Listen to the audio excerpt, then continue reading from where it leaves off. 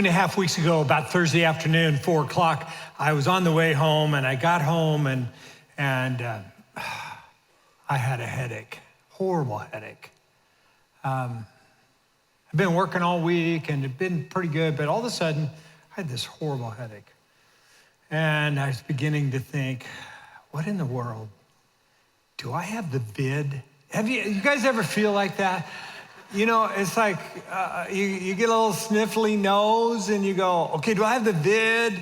Or you hear someone else had the vid and you kind of were in the same room or whatever and you go, oh, did I get the vid or am I going to get the vid? Some of you have been testing your life away. I talked to people last service who haven't had the vid and they go, I don't want the vid. And I would encourage you, don't get it if you can't have a choice. But I kind of noticed that it doesn't seem to matter. It seems like everyone's going to get the vid at some point. Well, all of a sudden, at Thursday afternoon, 4 o'clock, I began to realize, ooh, I think I have the vid. The next morning, sore throat, horrible. Now, the crazy thing about me is that I decided to go ahead and get the Omicron and the Delta at the same time. It's just, it just happened. I got really, really sick for 5 days. And I'm telling you, it's not any fun. Everybody that's had it that gets a really bad version, it's not any fun. Now, my wife, maybe God loves her more because she didn't hardly have it. She had it a little bit, but she didn't have hardly any of it, So we both have had the vid. I spent 5 days really, really sick. And I remember thinking at Thursday, this is nothing, no big deal. And then I took the test and you realize, oh, yeah, I got it. And I would never come and expose anyone else. That's not what we do. And so, Alex, didn't he do a great job? He stepped in, helped out. It was awesome. So for 2 Sundays, I had the vid. And I have to tell you right now, I feel so good. I feel bulletproof. If there's ever a time you want to hug me and not worry about it, this is the perfect time. I have all the antibodies you can have. I just feel so good. And I know that as you guys, we have family members, different people and all, we all are trying to help each other out through this. But I'm grateful for my health today. I'm grateful, and I took 2 Sundays off. I never do that. But I did that because I wouldn't expose you. Now, last Sunday, you know where I was? I went to Orlando. I had already scheduled I was speaking to 250 men on a Friday night, and we had a great time. And then I was coaching a pastor there. But I want to just say, it's so good to be here today. It's so cool. I love being here with you and with us. And I'm glad you're here. And we're in this series called, thank you. We're in this series called Like, Follow, Share. You guys have one of these on your chair. I really encourage you. I put one on my phone, on my computer. I really encourage you to do it because that's what we want to do. We want to like, follow, share Jesus. People say, what's like, follow, share? It's, hey, that's what we do. We share Jesus. That's what this is about. And I really encourage you. And when I think about social media, and we started this whole series, when I think about me personally with social media, I'm not very good. My grandkids will call me up and say, Grandpa, change that post. It says, they'll tell me what I meant to say, and they'll say, what you're saying is not what you mean to say. And they'll call me and coach me. My grandkids will coach me on social media. And when we first started, how many of you are like me? It's kind of like a little clueless, at social media maybe. But you know what I do like? I can spy on you guys because I know you spy on me. And it's kind of fun. I get to know you and all that. And when we first started, Larry and I had competition. We thought, oh, this would be fun. Every Monday, we'd have a competition to see who had the most friends. And Larry was writing everybody he could think of to get them to be his friend. And I was maybe 2. And we had this little competition. And it went on and on and on. And finally, Larry gave up. And he just said, you just let anybody be your friend. But I got into Instagram. Have you ever got into Instagram? I mean, then they wanted me to join Instagram and all that sort of stuff. And I didn't really know what I was doing, posted a little bit. And then finally, one of my friends came up to me and said, would you please follow me back? And I said, I didn't even know that was a thing. What do you mean, follow you back? What does that mean, follow you back? And I had to learn that my job was to follow them back. If they're gonna follow me, maybe I should follow them back, learn from them. And here's what I want to suggest you did today. The message today is about following Jesus back. Because in my mind, I want to tell you, in my mind, he's been following us from the moment we were conceived in our womb. And he's been following our life. And his question to us is, would you please follow me back? And in this New Testament reading, which is where we are, we're reading the one-year New Testament together. I really encourage you to join us. And we're in Matthew, and from last week's reading, if you think about what it was like to follow Jesus, just think with me. Jesus, last week's reading, just in last week's reading, he gave some pretty ominous problems with following Jesus. He said, if you're gonna follow me, here's some of the things he said. Some of you, your families are gonna split up because some of you, half of your family is gonna follow me and half are not gonna follow me, and it's gonna split your family. And some of you are gonna have friends that because of your faith in Jesus Christ, you're gonna split from friends because they wanna go a different direction than you. In fact, some of you are gonna have kids that don't love Jesus and you love Jesus, and there's gonna be a division there that's gonna be difficult. Some of you are gonna have parents who don't love Jesus and you love Jesus, and it's so difficult. And Jesus is saying, hey, if you're gonna follow me, sometimes it's gonna split your families, it's gonna split your friends. And then some of you are gonna face real opposition. In fact, you're gonna spend some time in court. You're gonna go to jail. Don't be afraid of what you're gonna say. Now, I'm actually a little afraid of going to jail, but he said, don't be afraid of what you're gonna say in front of a judge, because you're gonna go in front of a judge. Following Jesus, he said, if you're gonna follow me, this is the stuff that's gonna happen to you. And then he says this crazy thing. He says, you have to love me over everything else. Nothing else can take the place of me. And I ask the question in my mind, why do you think they followed Jesus? And then let's ask another question. What makes you follow Jesus? You guys are here on Sunday morning. Maybe some of you, I love our church because we have a lot of people that are not following Jesus, that are just coming and thinking about following Jesus. This is such a good place for you to come and be a part of. But for those of you that are following Jesus, what made you follow him? Because some of the things we learn about, it's kind of tough following Jesus. Here's what I want to share. I want to share a story today, which is why I believe his 12 and those hundreds and even thousands that became followers of Jesus, this is why they followed Jesus. And you can find the story in Matthew chapter 14. It's from last week's reading. Matthew chapter 14 in verse 22. It starts this way, immediately after this. So let me set the scene for you a little bit. What is immediately after this? Jesus has just learned that his cousin, John the Baptist, has had his head cut off. He says to his disciples, we need to go get away. He goes to get away, and the crowd follows him.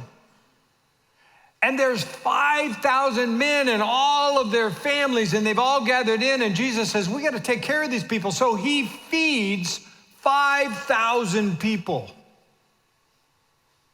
And after he's fed the 5,000 people, remember, he's trying to get alone, and all of a sudden he's surrounded by 5,000 people. He does this. This is what the verse says. Jesus insisted that his disciples get back into the boat. Which, let me help you understand. If he's having to insist his disciples get back in the boat, it's probably because he's having some resistance. So his disciples don't want to get back in the boat. He's insisting that they get back in the boat and that they go to the other side, cross to the other side of the lake. And then he sends all the people away. Now, this is kind of funny. This story is supposed to be about why people follow Jesus, but this is like the anti-follow passage where he says, don't follow me, I want to be alone. Get away from me. You disciples, you go to the other side, and people, you get away from me. I always ask the question, why? And the why for Jesus is what do I do with this loss of my cousin? In fact, you read the story here. It goes on in verse 23. After sending him home, he went up in the hills by himself to pray. You know, we were there a couple of years ago, and I took this video. This kind of will show you the scene of kind of where I think Jesus could have been on the hillside above the Sea of Galilee. Watch this. Come all the way up to us.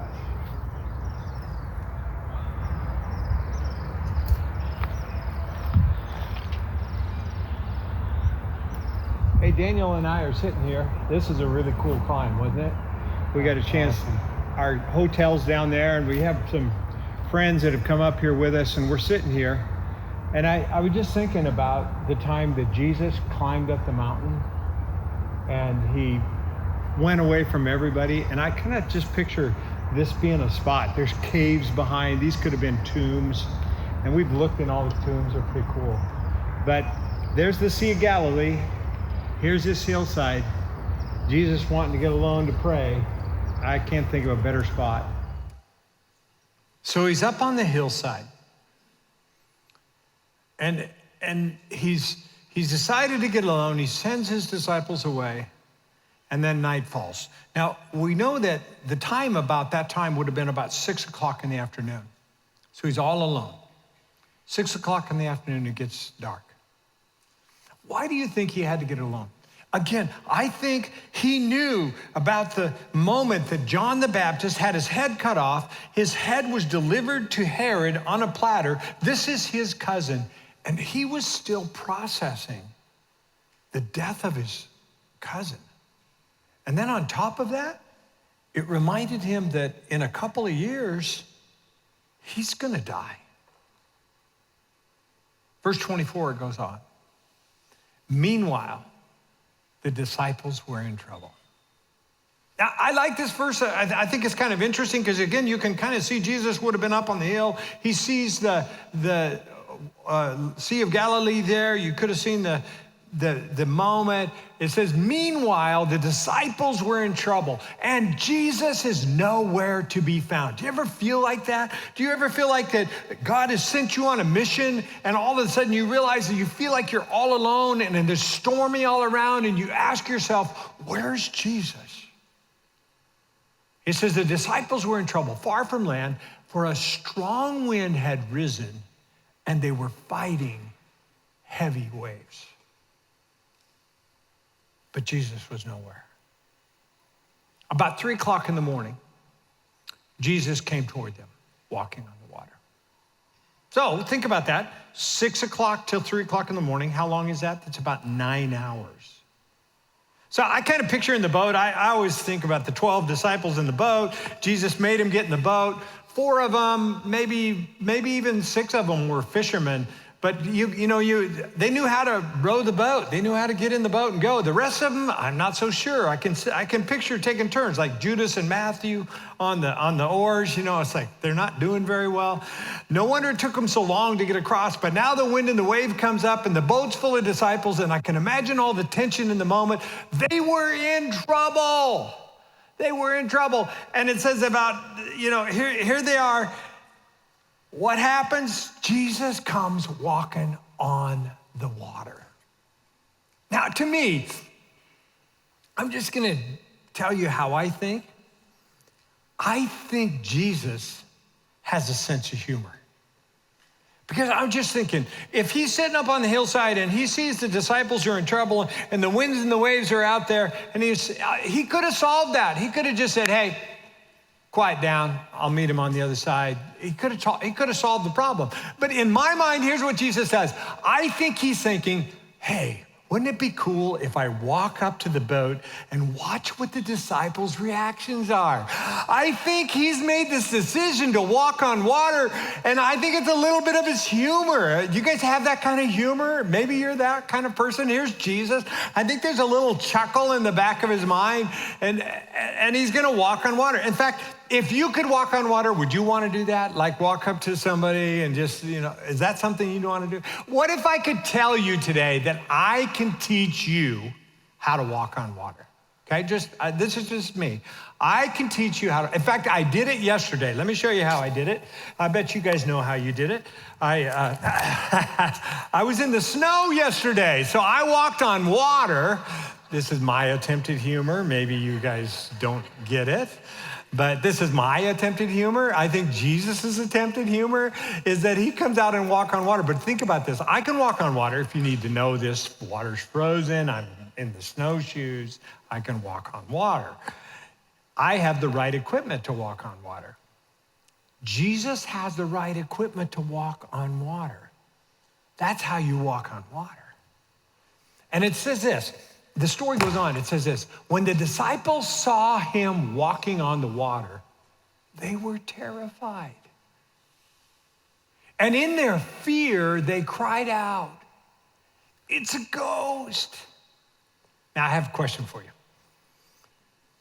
Do you guys like to scare people? Does anyone, I want to ask this question. How many of you are that person that loves to jump out and scare somebody? Come on, own it. That's who you are. Raise your hand. Big, I love it. Okay, you know who you are. I love it. I love to, when we go hiking, I love to go get ahead. I'll take somebody with me and say, let's go get ahead, get in the bushes. And when the people come, I'm jumping out. I love to see their reaction. Do you guys like that? Some of you, you're with me all the way. Here's what I think Jesus is doing here. I think this is so funny. I think he's walking up to the boat going, I wonder what they're going to think when I show up. I think he has this desire to scare him a little bit. I think this is kind of a cool moment. And so, even though we're afraid, here's what he says. Jesus spoke to them at once. And this is so powerful words. Look at these words. Don't be afraid. Take courage. I am here.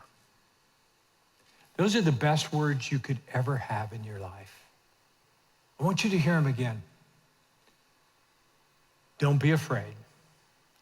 Take courage. I'm here. Best words ever. When has God said that to you? Have you thought about that? When you're in a storm and it seems like Jesus is far from you and you ask the question, why am I in this storm? Why is all this happening? And Jesus shows up and he says to you, take courage. Don't be afraid. I'm here. 2 years ago, I can just share from my own personal experience. 2 years ago when COVID hit, that was one of the most difficult times of my life. I was afraid. I was afraid for my staff. Are they going to make it? Is the church going to make it? What's going to happen? We had a project in the middle of the project. The project got shut down. We had all this financing and money and stuff that we had to deal with.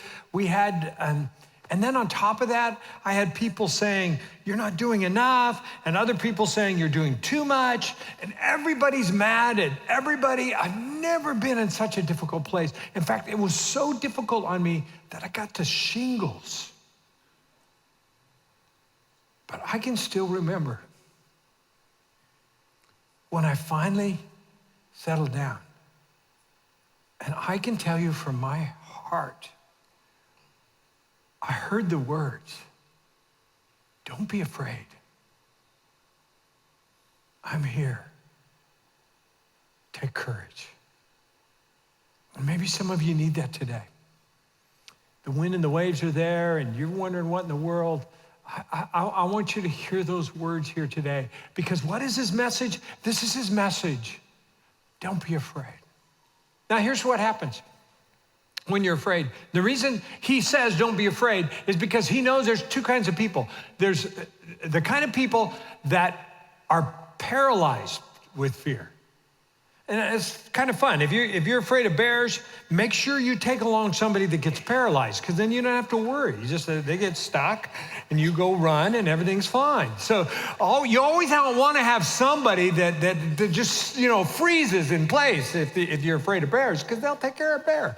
So can you imagine in the boat, the 12 disciples? Jesus knows that there's these people in the boat, and their fear is they're going to be paralyzed. And some of you are in the same situation. In your fear, in your storm, you get paralyzed and you do nothing. Then there's these other people, they panic. What do? They do the wrong thing. They run the wrong way. They run into each other. They do it, So fear causes you either to be paralyzed or to panic. Neither one of them is good. So Jesus says, don't be afraid. And then he says this, I'm here. What a difference maker. He walks up on the boat, and I do think he had a grin on his face. And I know that he made everyone afraid, but here's what he was saying. I'm here. I'm here. And here's the good news today. He's here. It doesn't matter whether your water's calm or whether your water's stormy. He's here. And then he says this, take courage. What's courage? Courage is not the absence of fear. Courage is taking a step in spite of your fear. And he challenges you. He's saying, I know you're afraid. I want you to know I'm here. And now I want you to do something. I want you to be courageous. I want you to step into your fear. That's why the rest of the story makes so much sense. Verse 28, then Peter called to him, Lord, if it's really you, tell me to come to you on the water. Now, I think this is so cool. Peter, at this moment, he's afraid just like everyone else, but he looks out and he says, if it's really you. He hears his voice. He thinks that, they all said they thought it was a ghost, but now they're saying, if it's really you, I want to face my fear. Peter's about to step out of the boat, and some of you are too. Some of you are so afraid of what's happening in your marriage, and you're paralyzed or you're panicked.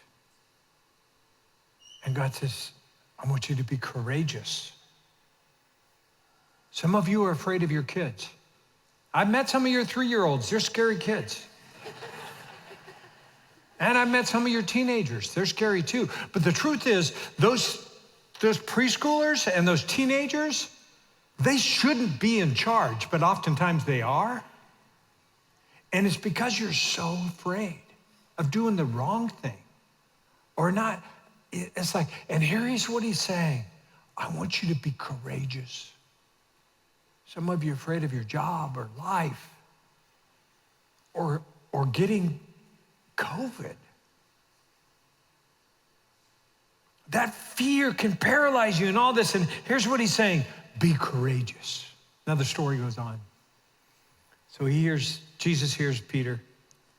Peter says, if it's you, I want to come. And Jesus said, yes, come. Have you ever been surprised at an answer? It's like you ask the question, hey, I'd like to do that. And then they say, yeah, come on ahead. Go ahead and do that. And you're surprised. And now you don't know what to do. Can you imagine Peter in the boat at this moment when he says, yes, come. And he's got to be thinking to himself, did I hear that right? Did he just say, yes, come? In fact, I want to ask this question. What was Peter thinking? What was he thinking? Here's what Peter was thinking. He wasn't thinking. I love Peter because he's so spontaneous. Any of you here are spontaneous like Peter? It's like, I don't think he had any thought. He just thought, if it's you, Jesus, I'd like to come. And he says, yeah, it's me. And he's just going to be spontaneous and step out of the boat and go on his own. And I think he's freelancing. I don't think he has a plan. How many of you are like that? I have to just tell you in my heart, I go on vacation. Audrey and I go on vacation. This probably drives her crazy a little bit, but I usually try and plan for 3 or 4 days of what I call spontaneity, which means we don't have a plan for those 3 or 4 days. We don't have a hotel to stay in. We don't have any of the meals planned. I want to get there and think about the opportunity and the adventure. I want that spontaneity. I want to step out of the boat. Here's Peter, he's stepping out of the boat. I remember, for me, here's some of the things that happened when we were in Zimbabwe.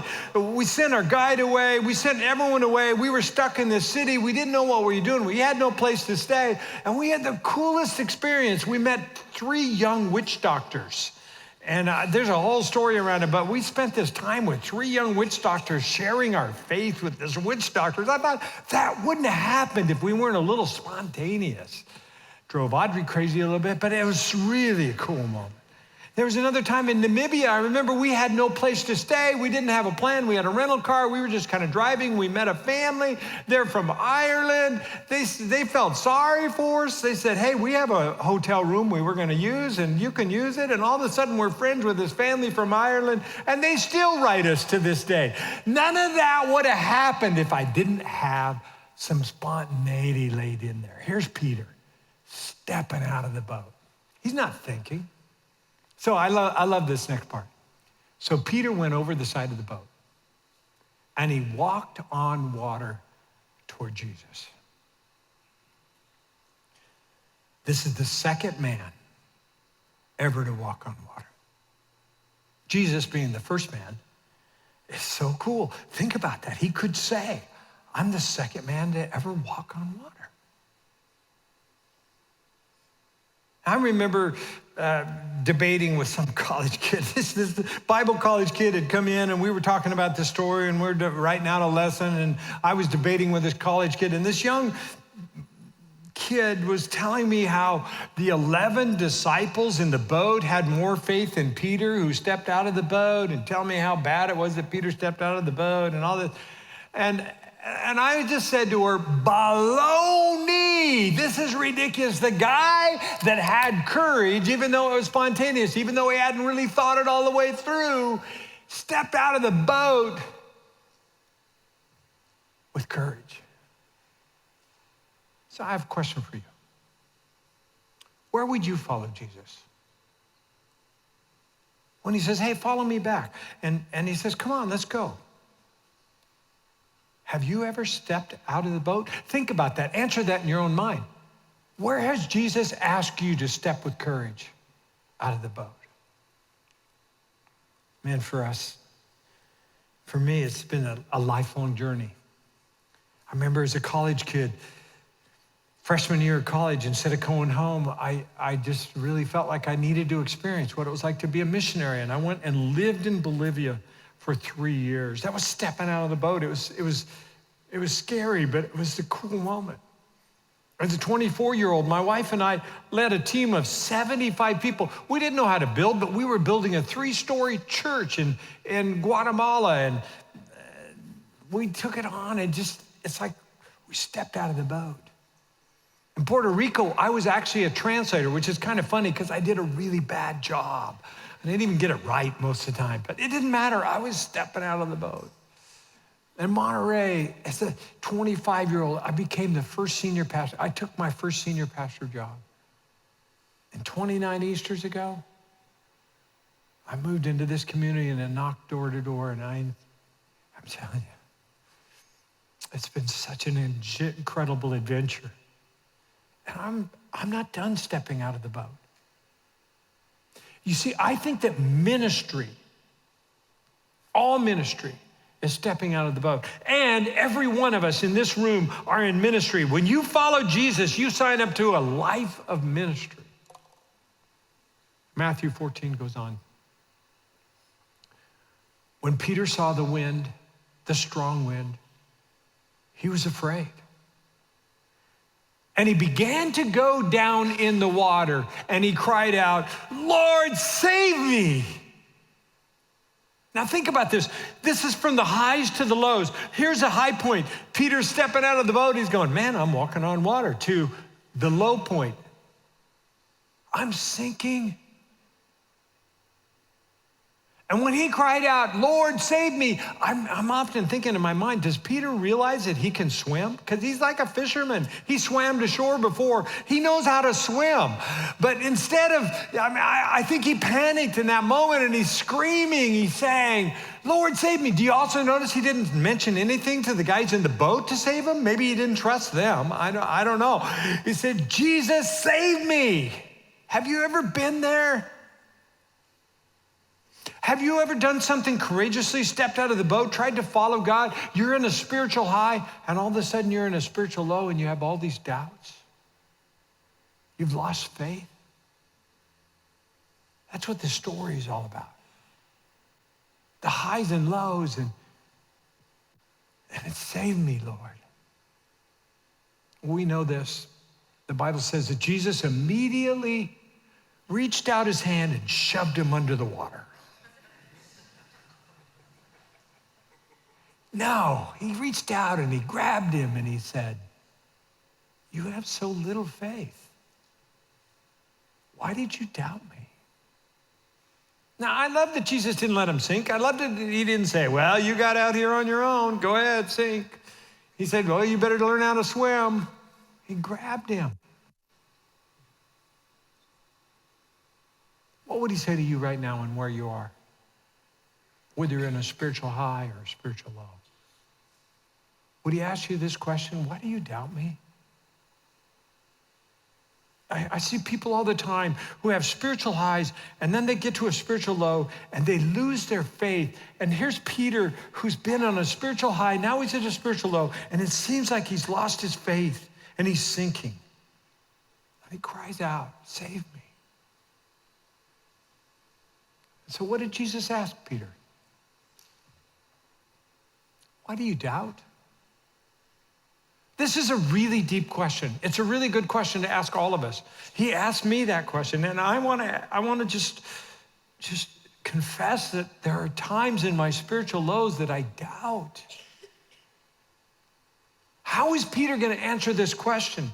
He's asking him, "Why do you doubt?" How would Peter answer that question? He never really answers it, and I think he doesn't answer it because it's the same question he asked us. Why do I doubt? I've never stopped learning this. I've learned over and over and over again how God wants to come through for us. And I don't need to doubt him. Matthew 14:32. When they climbed back into the boat, the wind stopped. Now, I have a ton of questions at this moment because this is so cool for me. Number one is, does Peter realize he's walking on water again? That's one of the questions I have. And then I have another question is, why did they get back in the boat? Why didn't they invite the 11 in the boat to join him on the water? I often wonder, I was like, "Peter, come on, why don't you say, hey, let's do this a little while longer, Jesus. I want to get the hang of this. I want to get better at this." No, instead they stepped back into the boat. And I wonder if the other 11 feel like they missed out. But here's what happened. Changed everything. The wind stopped. As soon as I got in the boat, the wind stopped. And then this incredible thing happened. The disciples worshiped Jesus. And here's what they said. "You really are the Son of God." You're not just some God that is off distant, off in the world, that spun the world in place, maybe created it and it goes on. No, you're this guy that walks on water and gets in our boat with us. You care for us. You're the Son of God. I want you to think about that in your own life. I want you to ask that question.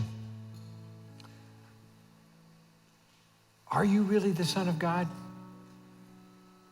Here's the great thing. When they realized who he was, they worshiped him. So I want to challenge you. When Jesus got in their boat, that was a difference maker. And I want to encourage you.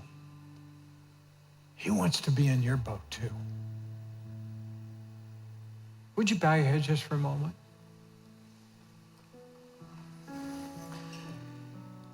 I want you just to picture this today. I want you to ask Jesus in your storm, whether it's windy and wavy or whether it's calm, doesn't matter. I want you to invite him into your boat. I want you to picture him stepping into the boat.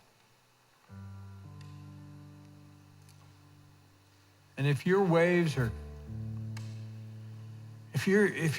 high and your storm is on, I just want you to hear him say, man, I want you to be peace.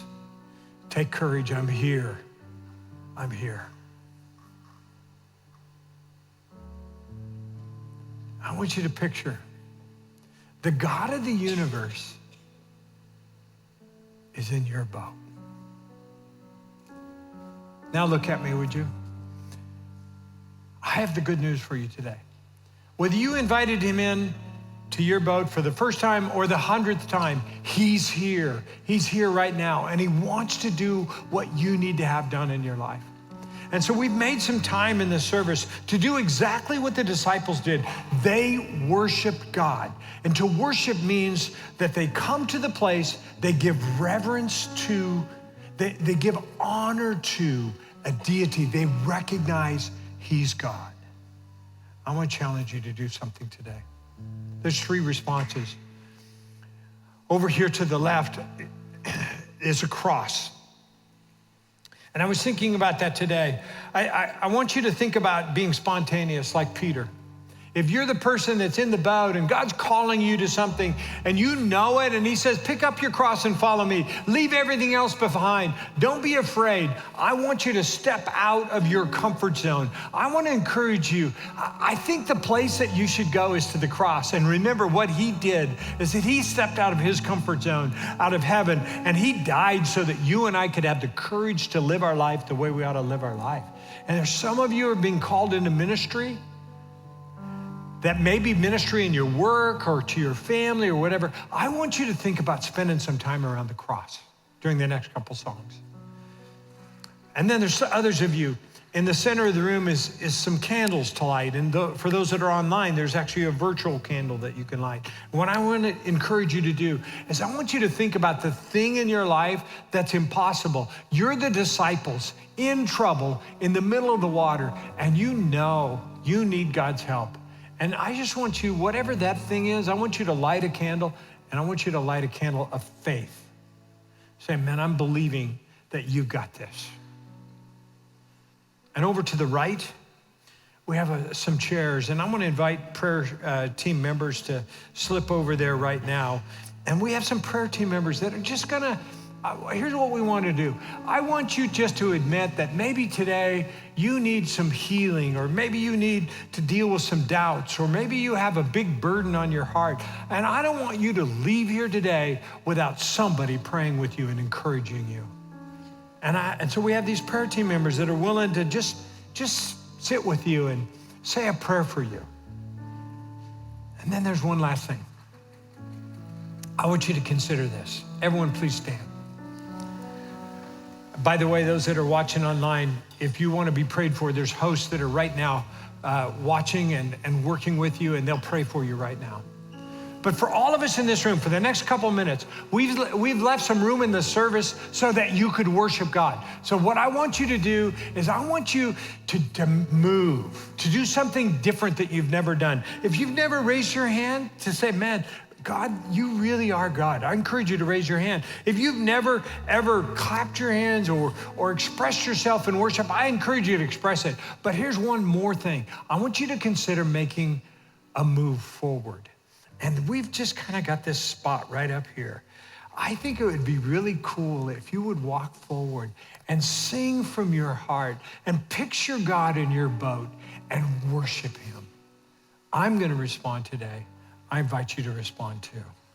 Let's sing, let's worship, let's respond. And at the end of the couple songs, we're going to close the service, and you'll know when we close. May God bless you as you respond.